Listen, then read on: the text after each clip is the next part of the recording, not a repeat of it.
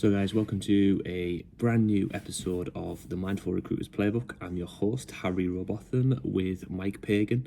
Today's guest, we have Jamie Reynolds. Jamie is an industry titan within the recruitment industry. He's been around some huge organisations. He's influenced massive change. He's enlightened us all on his journey. And I hope that you enjoyed this podcast episode with Jamie. So let's crack things off with getting started on this first episode of the Mindful Recruiters Playbook. Hope you enjoy. Okay, crack this off then. Brilliant to have you with us, Jamie. This is so interesting, your story. I've done some online research, as you can explain, but go on, just give us a quick 1 minute intro as to who you are and why our audience is going to be so enthralled to listen to you today. Oh, it's my pleasure, firstly, guys, for being invited on. So, 1 minute pitch. Jamie Reynolds, 48 years of age, been in business for 32 years. Hopefully, I'm going to share with you this morning a sort of rags to riches story.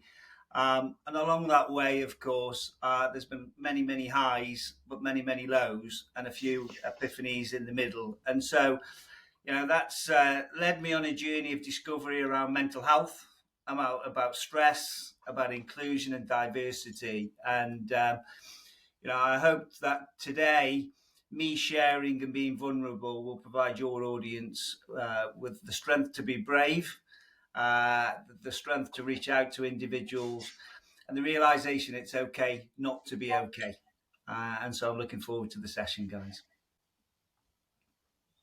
I'm already enjoying that language straight away. Brave, strength to reach out and ask, because that's okay. That works. We're allowed to do that. Over to you, Harry. You're after a bit of a mantra or something. I'll let you ask that question now. Yeah, definitely. I mean, Jamie, obviously you've been in business obviously for a lot of years now. So what for you is the success mantra that you try and live by now?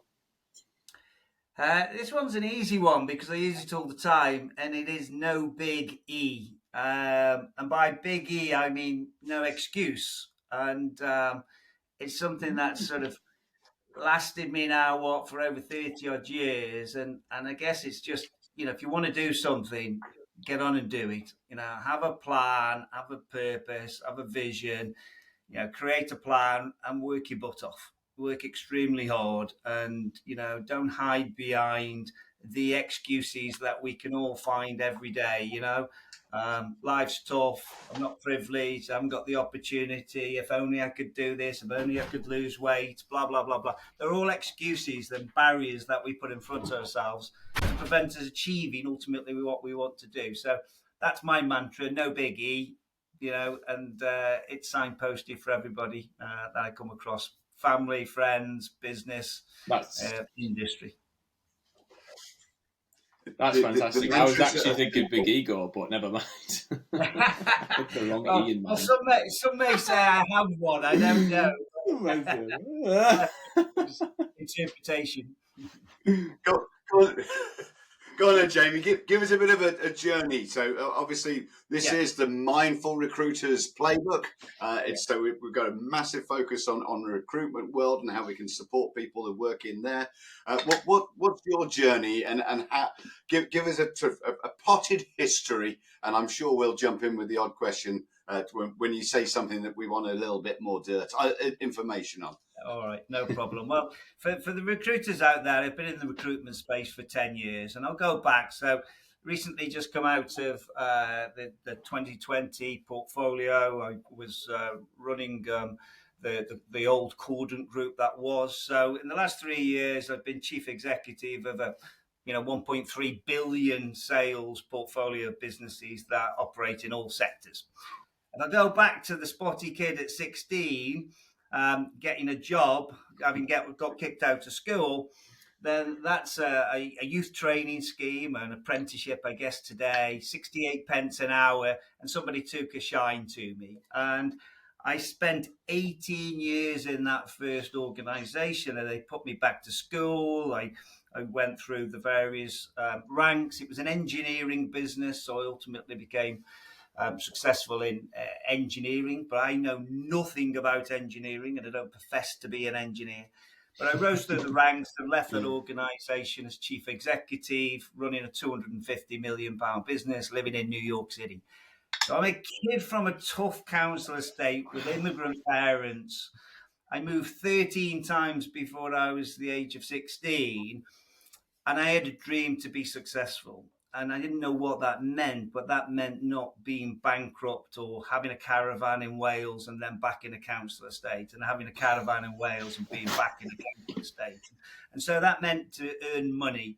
And that was my journey. I think at the age of 36, I had an epiphany. So I had a altercation that led me to a 4-day trial in the Old Bailey, and left me with a criminal conviction and heading to a jail sentence. And so there's an epiphany in life there that I guess helped me reflect, go on another journey of self-discovery to become a better person. And I'm sure we'll get into that. And that led me through, as I say, to the last sort of 10 years in the recruitment space, and done some really extraordinary things with organisations of talented people in all sorts of sectors, in all sorts of territories, in all sorts of geographies. And so today I sit here, I guess, as an old rhino, still full of energy, but full of life experiences, good and bad, and I like to share them. And I think that sense of vulnerability, somebody once told me it was a weakness. I think it's a super strength. I've learned to realise it's a super strength, and it's not to share and promote good or bad, but it's to help others realise that there are challenges in life, and there's a way to mitigate it, to be mindful, to seek help, and if that helps somebody on their journey to not go through pain points, then I'm doing, as a friend of mine said the other day, you're doing God's work, and you're a good citizen, and it makes me feel better. It's a fascinating journey you're describing there, and obviously, you had that life's crossroads, or the fork in the road in your mid-30s, where let's changing and going again. But I was intrigued. A couple of things I wrote down initially. You were driven always by success and being a success, and you're talking between sort of the caravan park and the council estate and so on. But a lot of your description there, I was hearing money. Success was money was your definition of success in the early days. Has that evolved? How's that changed? Because clearly. What's up, guys? This podcast episode is sponsored by Platinum Wellbeing. Platinum Wellbeing is the world's first proactive employee assistance program. They assess health every 3 months using an app, and then they present opportunities to users to access support before the worst happens. They have 24/7 care available, and they offer workouts, learning material, management tools, and so much more. You can even buy meal prep on this app. It's amazing. Go sign up via the link in the description below. Visit www.health-co-international.com/platinum-wellbeing to find out more information on what they can do for your organisation. Platinum Wellbeing can match pretty much every existing deal with a normal EAP, but we can be proactive and offer more support. So head over to the website and see what we can do for you.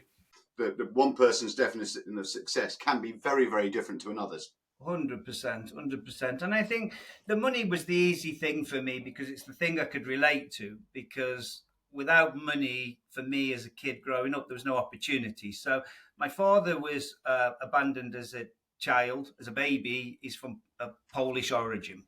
And my mum was of Scottish origin. She passed a few years back. And so the one thing that they gave me in the house was hard work. They would go out at 5:30 in the morning and clean offices. My dad would carry bricks. He was a labourer, and then he'd clean offices. And so I just saw the hard work and ethics. But I also saw that we were living hand to mouth. And so, you needed money to be able to get, my friends who were middle class on a private housing estate would go to Spain, and we'd go to Rill, and so for me it was money equaled success. My sister got pregnant at 14 and I was 12 and she had the baby, and so I'm now the fat kid at school because I was a little larger than I am today, who's got a slag of a sister, because that's the term people use, but I'm also the kid who gets the caravan and then the bankrupt, so your mum and dad are bad parents. And so my way out was in my early formative years, because of course I messed about at school and got kicked out, was I need to do something that earns money. With money, by the time I have a family, I'll be able to provide for them and provide opportunity. And if that's the ability to go to Spain on holiday, or the ability to own my own property and not be saddled with debt, and go through that bankruptcy liquidation process that was an effervescent sort of yo-yo, it was money that drove me. And so that of course has changed over time, because the one thing that I've had the privilege of is my childhood sweetheart is my wife of 25 years. So Jane will have a slightly different story on this, but I always say we were boyfriend and girlfriend from 12. She'll say I messed about from 12 to 20 until we got engaged. But Jane always provided that foundation. And so as I earned money, and the trappings of becoming salesman, sales director, divisional director at 24, 25, going to New York at 27, earning the sums of money, 150, 200 grand. For me, I'd have had the Ferrari, the Porsche, been a rock star and wasted it away. But Jane managed that, and she was my rock. And so we invested the money. She'd put it aside. She'd be I guess my confidence there. And so, of course, so she was the yin to your yang. Your natural way would have been, I'll have the bling, I'll have the toys, but actually you had this safety rock turning around and say that's not a good idea. We're not playing that way. But there's joys of opportunities. We're creating choices, because those are the two words I just written down from what you're saying: choice and opportunity. It wasn't just about the cash, and having somebody who's money savvy in the background. Not that you're not money savvy, but maybe wise ahead in those days certainly helped you come together. 100%, Mike. And that's what, again, looking for your audience. I see in the recruitment space, if you're a top biller in an organization, you're earning some serious money, ridiculous amounts of money. If I'd have known how much recruiters earned when I was 18, 19, 20, I wouldn't have gone into a services business. I'd have gone into IT recruitment or pharmaceutical or headhunting. So there's a serious amount of money at a young age. And I see this, in organizations. Who's helping them plan? Who's being that wise, person on their shoulder about investment? You see all the material trappings that they're blowing, and they go off and party like rock stars on Thursday night and come in and, like death on Friday, etc. But who's helping them along that journey? And I think, again, that's, I benefited from having Jane. I wouldn't have achieved half of what I've done if it wasn't for the partnership and relationship. So yeah, that was. Sorry, I know I'm asking questions at the moment. I'll let Harry ask a question in a moment. But my question here is, if somebody hasn't got a Jane, what do they do? Because clearly Jane kept you on the straight, kept you focused, kept you financially solvent and everything else in there. Yep. But if Claire or Abdul or Bob hasn't got a Jane, what should they do? Well, I think if they haven't got a Jane, then hopefully they've got good friends. And if they haven't got good friends, because I didn't have good friends until I sort of cut off from my associations about 21, because I knew I needed to make a choice there. So if you're surrounding you, if you've got friends who can't provide that Jane-esque support, then have you got that in your family network? Question. Have you got an uncle, an auntie, somebody who you can go and talk to gain that support? And if that doesn't exist, have you got that in business? right? Is your boss or your boss's boss, or have you got a mentor? Have you got a coach? Have you got somebody independent that you can go and talk to in an environment that you feel safe?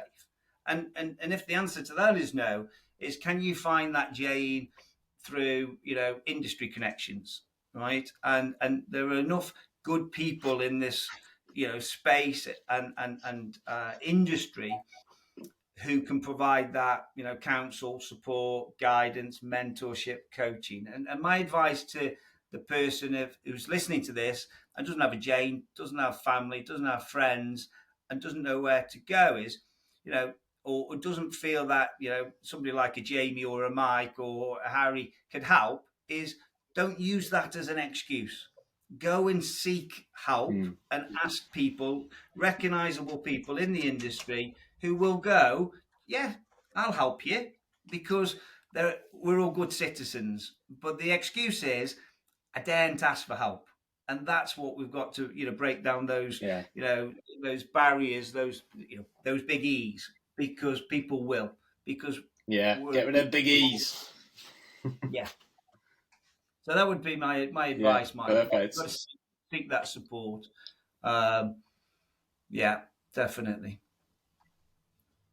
I can really resonate with you there, Jamie, about having a Jane. Like I have an Ellie, and Ellie's a complete kind of not polar opposite to me, but she keeps me really grounded when I'm kind of like off on one, thinking the next big idea or a concept has taken over my mind. And that person can really just like be a positive soundboard for you if you've got ideas, or like say when you start like making some real like success, having them to just say, right, listen, you've had a good win, let's go and get the next win, but let's not just blow it all up. Or because I know so many people, even the people I've grown up with, who would have just, that money would have been gone. Like that would have been in moments. Like, and I think as well when we move on to like the recruitment industry, do we start to see a certain persona who lives and breathes within the recruitment industry and recruiters that would have been a real negative impact on them? What would they have done with that, and would they have had access to a suitable mentor like a Jane or like a Jamie or like a Mike or anyone that can bring them through and say, listen, you're having some good wins, but let's keep going? Because obviously back to that point what you just made there about you can find them in business. I believe that a mentor, a coach, even coaches should have coaches. Like everyone should be absolutely guided through the way. So tell us a little bit more about the move into recruitment world then. How did you take those skills and take it into recruitment? Yeah, so a very good friend of mine, mentor, coach, a guy called Chris Keneally. Yeah, I think we come across each other when I was like 23. So he gave me a first directorship at 25. So when we come full circle to the Cordant Group, which is when I'm about 38, 39, Chris had come into the Cordant Group. At that time, they took two chief executives, and Cordant at that time had some service business, so cleaning, security, blah, blah, blah. And so the initial point was we were going to buy some M&E contracting businesses and carve out the FM side of Cordant, whilst another chief executive looked after the recruitment space. By the time I actually arrived, the recruitment chief exec had left. Chris was the chief exec across the entire group, and so he asked me to run a bid process in PMP, which was the large scale blue collar industrial 300 million revenue sort of giant that didn't make any money. Run a sales process for one of their existing customers. Big household name, been doing it for 19 years. We're going to lose the business according to the owners, 100 million deal. I repositioned that whole sort of proposition. We were successful in winning the business, and then I was asked to take PMP over as a business and implement the strategy and service model that won the big contract into the entire business. So I inherited a business and a management team that was superb. One of my proudest moments to date is that management team turned a loss-making business on 300 sales, and when we sold it 18 months ago, we were making 10 million of profit, and it's still the same management team, right? I mean, so they and many others helped create Catalyst for Change. And so that was 5 years.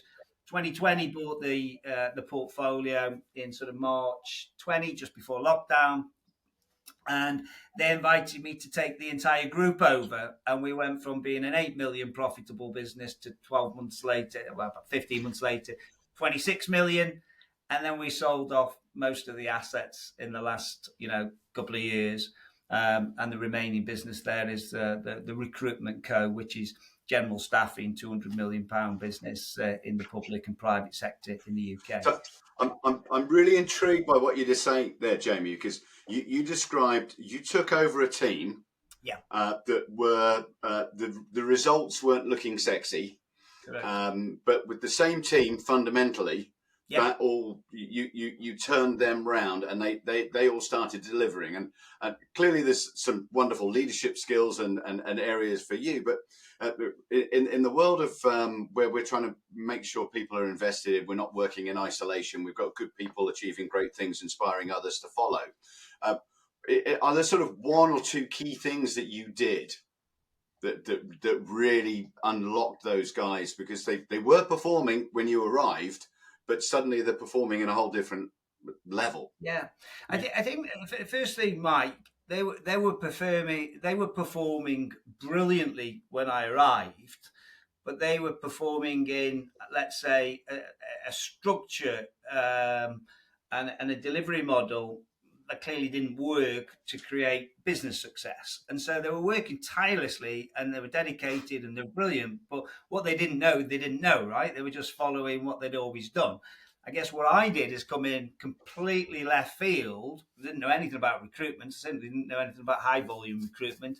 And we're picking and packing and all those things. But what I knew about was how to create a service model that provided environments for people to be successful, to change and transform delivery models, to work with clients in partnerships, to get hundreds and thousands of people, working with a purpose and a passion to do something different. So I guess what I did is I created, new ideas. I created environment for people to create change. I created environments for more inclusivity. So we're in a workforce where I think at one stage we had something like 70 different nationalities, and a lot of Eastern European nationalities in that business. And so if I go back to my story, when I went into that business at 16, I got re-educated because I went on a career development within an organisation. So when I went into PMP and we got the apprenticeship levy, I'm going, right, okay, what are we going to do? And somebody had the idea, let's set a university up. And so we set a university up to help everybody in the organisation, whether you're a picker and packer with no English skills, wanting to do a level 1, or you were somebody in a management position who wanted to do a master's degree at a level 7. We're going to provide you a framework. If I go back to my roots as, my father's roots as being an ability to work as a Pole, so I then said, well, okay, well, we want to be able to communicate with all the different nationalities so we can engage. And we want to make sure that we've got career pathways for every nationality. So we started being inclusive. If I go back to my roots as having a criminal conviction, so I'm a criminal, we want to work with social mobility. So what does that mean? We want to create good jobs for all. So if how do we get clients to work with ex-offenders? And what is the segue for ex-offenders? So we started to work with associations like Offploy. We wanted to tackle issues like modern day slavery. So again, from looking at the business, one of the big issues was about compliance and exploitation and labour exploitation. So that led me into a world of what modern day slavery was all about. So then got to understand about the victims of modern day slavery. So we started to work with organisations like Unseen to help bring and rehabilitate victims into the workplace, which was educating customers. Now, all these things didn't transform a loss-making business to being, making millions. What they did is they gave the business the belief. We started to become recognized as the most ethical company. We champion change. And so, when that started to disseminate across, I think we had something like 250 locations across the UK. We started, when we wanted to put business change in, it got started to go viral. And so productivity would improve, performance would improve, we'd win more contracts, we'd change payment terms with contracts because they saw we were, doing the right thing. People would allow us to make slightly more margin than our competitors because they saw the reinvestment and so forth. So at the heart of everything, the beauty of what you're describing here, Jamie, is this is the cumulative effect of multiple small things, simple, but by the consistency of that across the board. Do you know what you've done there is you've completely embodied psychological safety, and that in itself has such a knock-on effect for productivity and all of the success that you've had. So many of these businesses out there today are trying desperately to achieve that, but all it really took was like kind of coming in and going, like say, from left field to say, right, this is what we're going to do with champion change. We're going to be more ethical, and these are the things that we're going to do, how we're going to lead. And I bet that's so sustainable because there's so many things that people can do within business from a well-being perspective that isn't sustainable, such as some benefits aren't sustainable. They don't match up with what the culture of the organisation is trying to achieve. And what you've done there is embody something that's so hard to achieve for some organisations because they just don't get it. And Harry, just coming in on that, it's the intangible. This is the stuff that 10, 20, 30 years ago was the fluffy nonsense that nobody could measure, so we'll just ignore it. But actually, by putting in the processes, that language of psychological safety is such a powerful term in the well-being world nowadays. But actually, by having that in place, whether you're a non-native English speaker, you've got a criminal background, you've got a history of addictions, you've got whatever other challenges going on there, or just simply you're isolated in an environment where you don't know who to turn to, well, if people have created that safe space where conversations can happen, where people are able to be vulnerable, able to ask for help and not feel afraid of it, then that changes it. I'm reminded of a story of a colleague of mine who worked in a school, and his whole thing was challenging students to ask questions and ask for help. And he got a call back in by the headmaster about 2 months later, because this particular student wanted to go into politics and had a response from Barack Obama that she wrote to.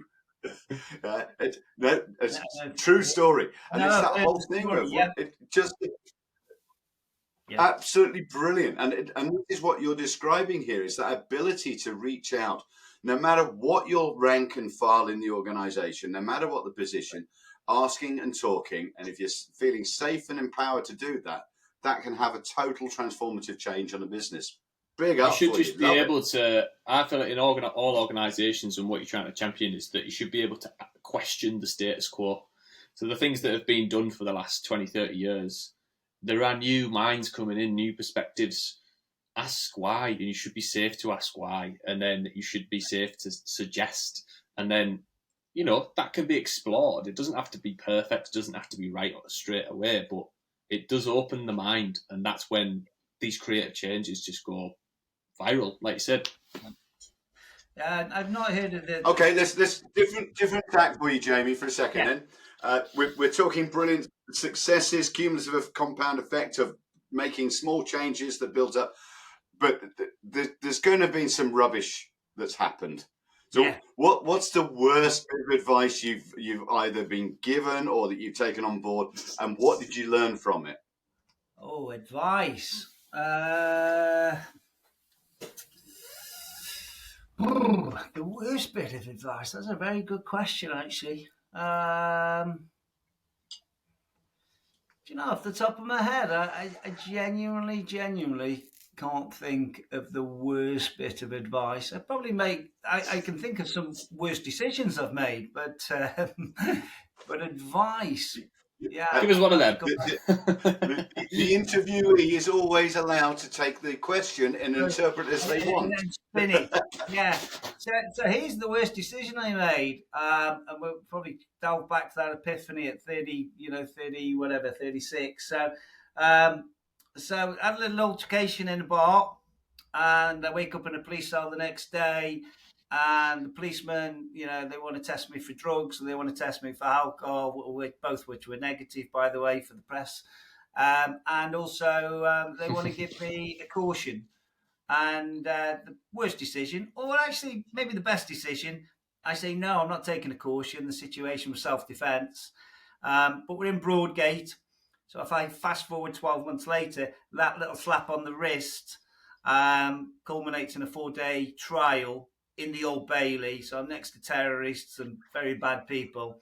And I'm convicted of assault because in the 1.2 seconds, the first punch and connection with said individual was self-defense, but the second swing, which missed, I hasten to add, is not self-defense. So I got convicted, and so my will comes tumbling down. The organisation that I was working for at the time were very supportive. They knew, that's my other piece of advice, always share, good and bad. So they knew the journey, the 12 months, because that particular night in question was about 3 days before we sold the business.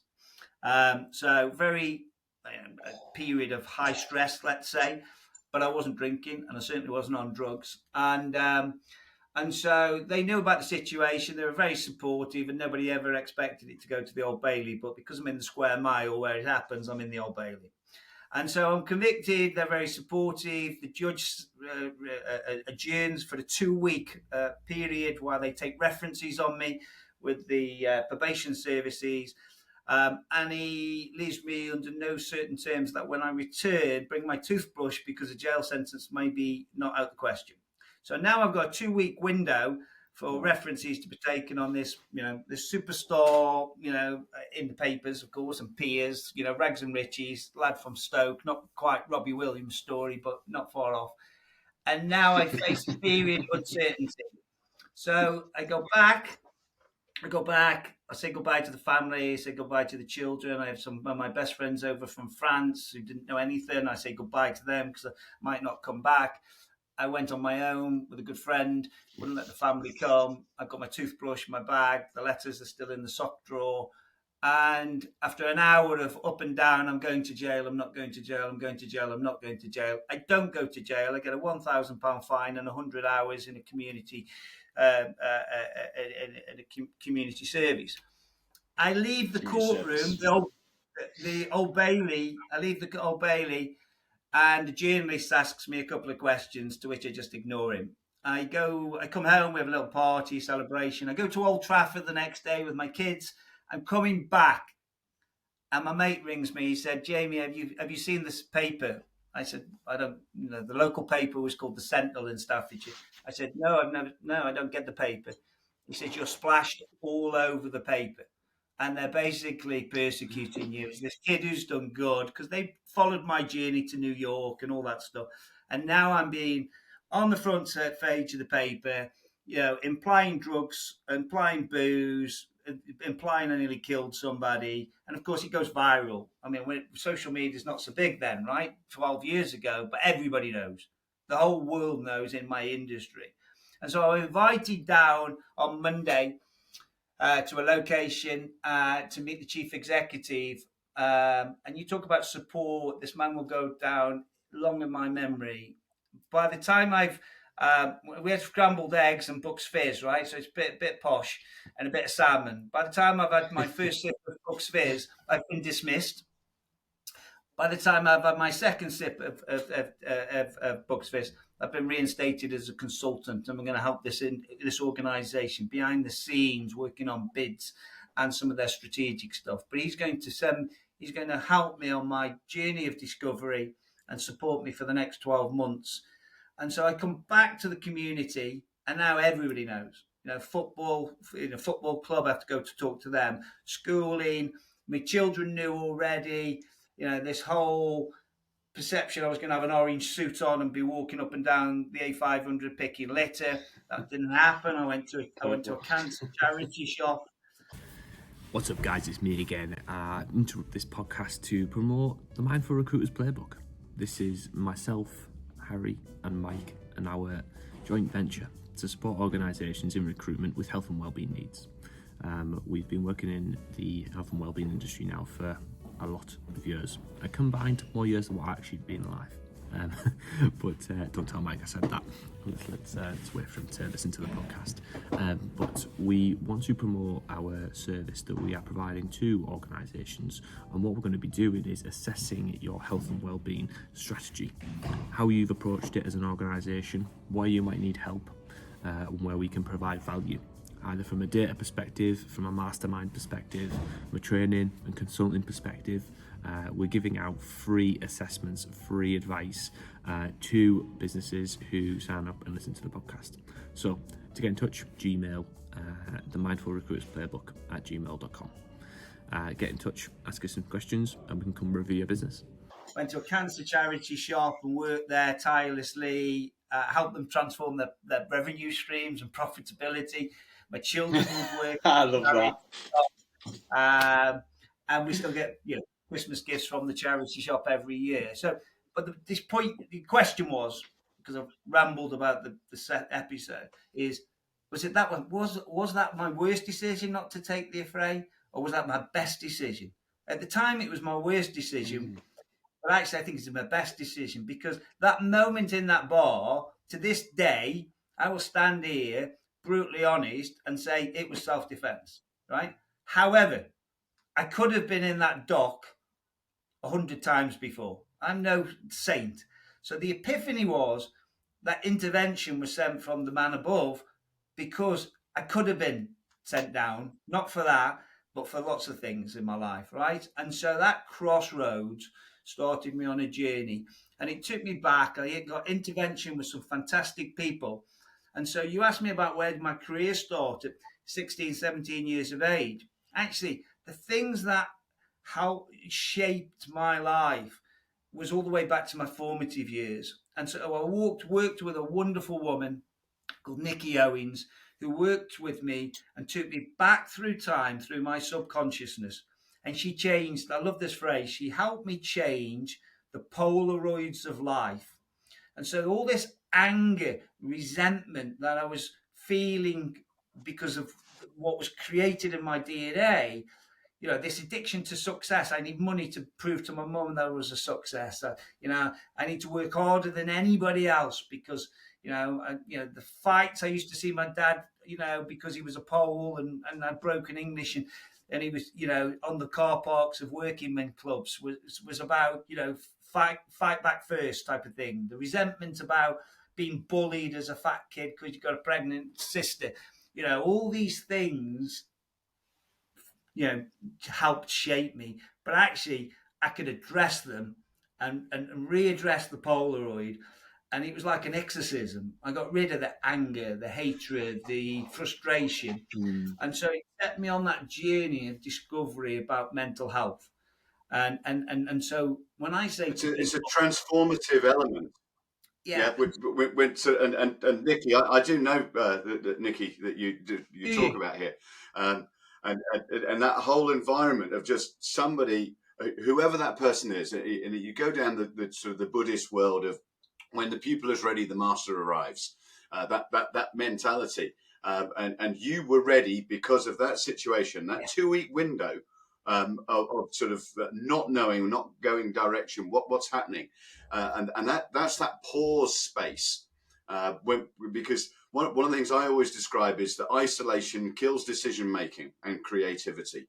Because when we're not in a space where we can't look forward, we can't go backwards, so we just procrastinate and sit and going nowhere. And that pause time that came through and enabled you to unlock or open up to different channels and also to let other stuff go. Yeah, and that's so important in that world of well-being, of mindfulness, and everything else. Because when you're carrying that rucksack of self-loathing, of anger, of crap, and everything else that we all have, it becomes the sort of the good old sea anchor. It's just, we're going forward, but we're not going forward anything like as productively or as fast or as comfortably as we should be. Thank you for that journey, because and it was from I know from Harry and my perspective, you unpacking it all actually answers so many more questions. And so for those of you listening to this or watching this, the real nuggets in there as to what you're doing and what where you can take stuff from, because we have all got different paths we can change. Yes, it's a big journey. It's all life. Aside of those cliched phrases, at some points we have to pause, and who's going to help you when you're pausing, and how does that come through? Okay, so if talking to members of the audience now, so going through from your journey here, Jamie, what are the one or the two things that you would say, whether you be an account executive in a large recruitment firm, you've got your own organization, what are the two things that you would say, go out and do this now? Do it over the next 3 months in your business life and your personal life. What are those two things? So if we take, I think it crosses both business and personal, but the first thing I would do, and I look above my window here, and I've got my roadmap, my next journey. I've got my purpose, I've got my ambitions, I've got my goals, my objectives, and it's sketched, right? It's no work of art, but that's my visual representation of where I'm going next. And so I always say to people, have a dream, but never follow your dream, because you never catch it, right? Chase it down. So what is your dream? What's your objective? What's your target? Have a plan. Have an action, get some actions, get some accountability, and then work damn hard and be relentless, and wrap around that no big E. So that would be one thing, and whether that's winning your next account, whether that's moving to Australia by the time 3 years on, having your house, whatever it may be, have a plan and a purpose, and then go after it relentlessly. So I would do that, absolutely. And then I think in terms of, from a personal perspective, is, take some stock and have a look at your life and assess your well-being, assess your mental health, assess your fitness, your nutrition, your work-life balance, because, I was an addict to success, right? And so there's so many sacrifices in that journey.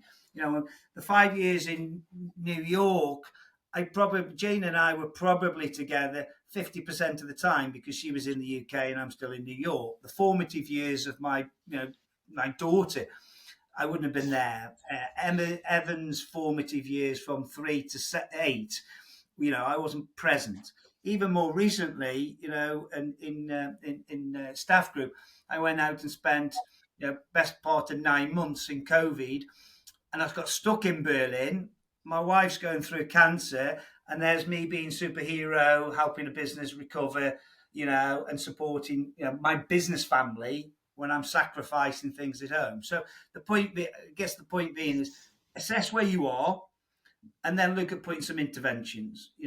Address those areas where you think you need help, and if you can do that yourself, brilliant.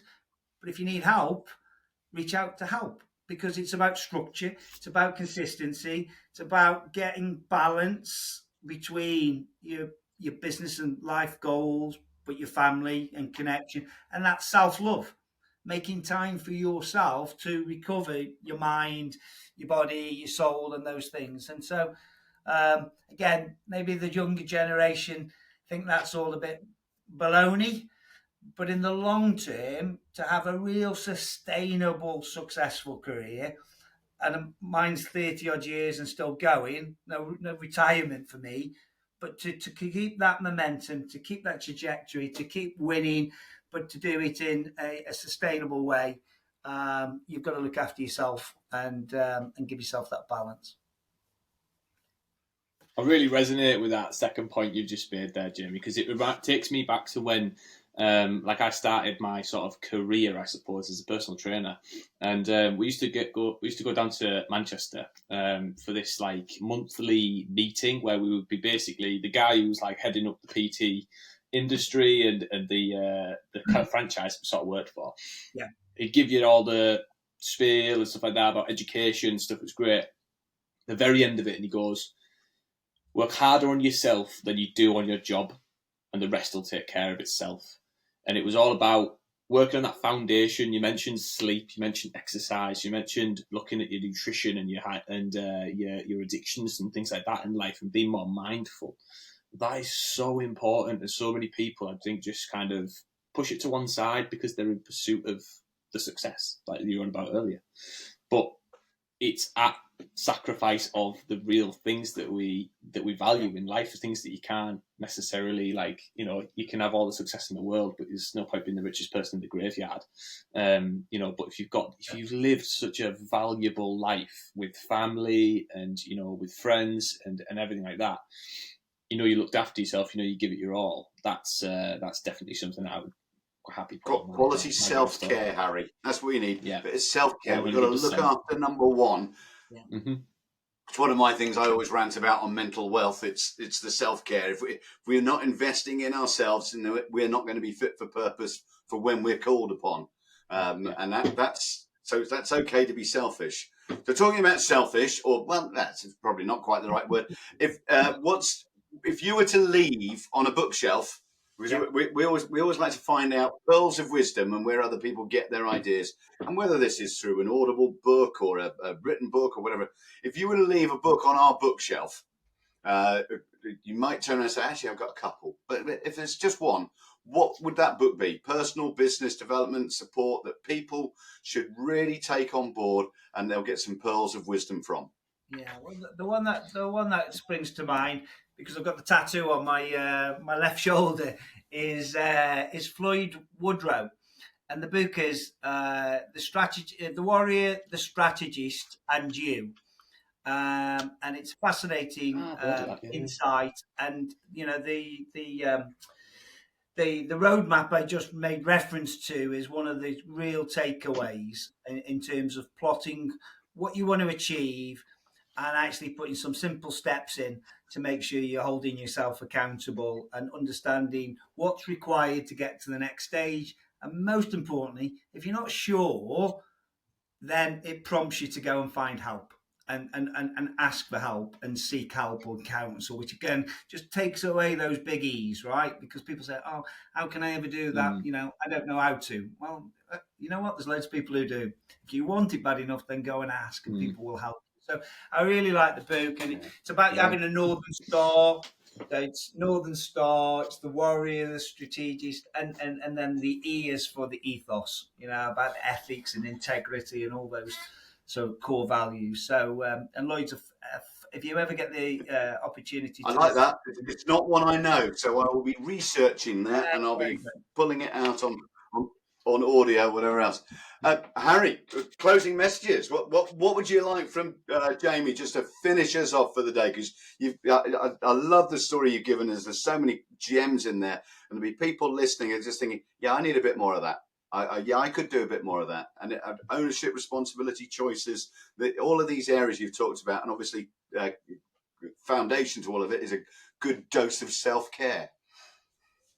What I really want to know, Jamie, is what's next, and how are you going to bring what you've learned into it?